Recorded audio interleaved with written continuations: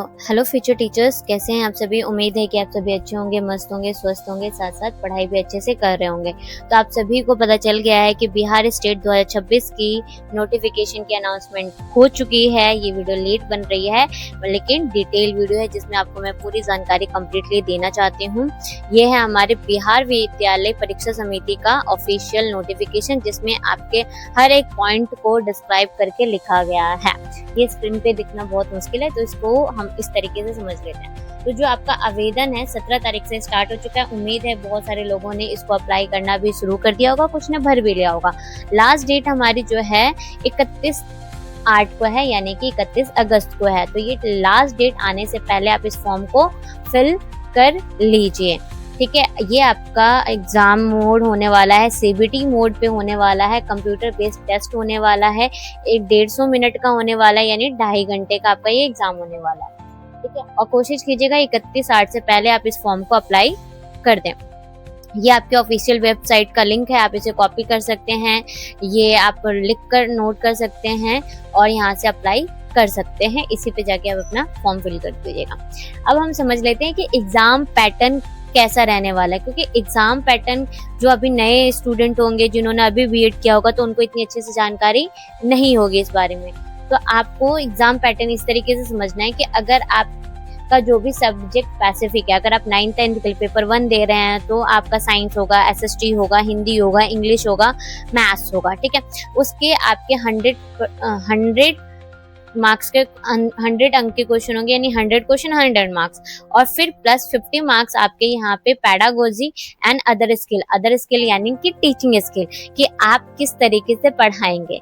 Pedagogy आप अपने subject को किस तरीके से पढ़ाएंगे। तो टोटल आपका हो गया 150 मार्क्स का। कितने मार्क्स का? 150 मार्क्स का। और एक चीज यहाँ पे याद रखिएगा, कोई भी नेगेटिव मार्किंग नहीं है। तो ये अच्छा मौका है बीपीएससी टीआरए में, जो आपके 11th 12th के लिए पेपर 2 के लिए वैकेंसी आई हुई है, यहाँ आपके लिए हेल्पफुल करेगी।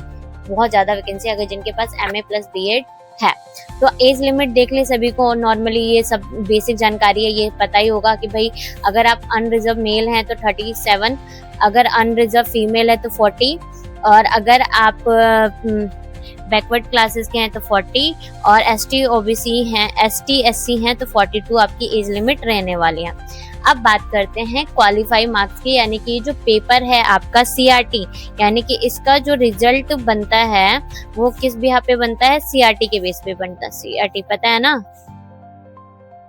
CRT आपका असेसमेंट का टॉपिक है, इसे पता होना चाहिए। सीटेट का एग्जाम आ रहा है तो ये भी आपको पता होना चाहिए, ठीक है। तो यहाँ पे ये बोला गया है कि आपको सिर्फ कितना लाना है, 150 मार्क्स का मैंने बताया कि पेपर है आपका, ठीक है। तो 150 का 50%, 150 का आपको 50% यहाँ पे बनाना है, ठीक है। 150 का 50% आपको मार्क्स लेके आना है। क्या 75-80 के आसपास आपको 75 मार्क्स लेके आने, आप क्वालिफाई हो जाएंगे। This is only qualified paper, जिससे कि आप बीपीएससी टीआरए में या बिहार में होने वाले किसी भी टीचिंग एग्जाम के लिए एलिजिबल हो जाएंगे। अब तो बीपीएससी टीआरए ही होता है। अगर आप पिछले वर्ग के हैं तो 45% आपके लिए इनफ है।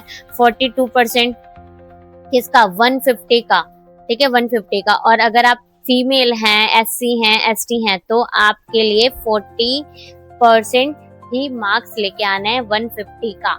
तो ये पहले से ही डिसाइड हो गया कि इतने परसेंट पे आपके मार्क्स आने पर आप इसको क्वालिफाई कर लेंगे। तो भाई लग जाओ, निकाल दो इसे एक बार में। अब बात करते हैं कि भाई आपकी एप्लीकेशन फीस कितनी लगने वाली। अगर आप सिंगल पेपर भरेंगे, जनरल कैटेगरी के हैं, EWS है, BC हैं, EBC हैं, तो आपको 960 रुपए। दोनों पेपर भरेंगे तो 1440 रुपए।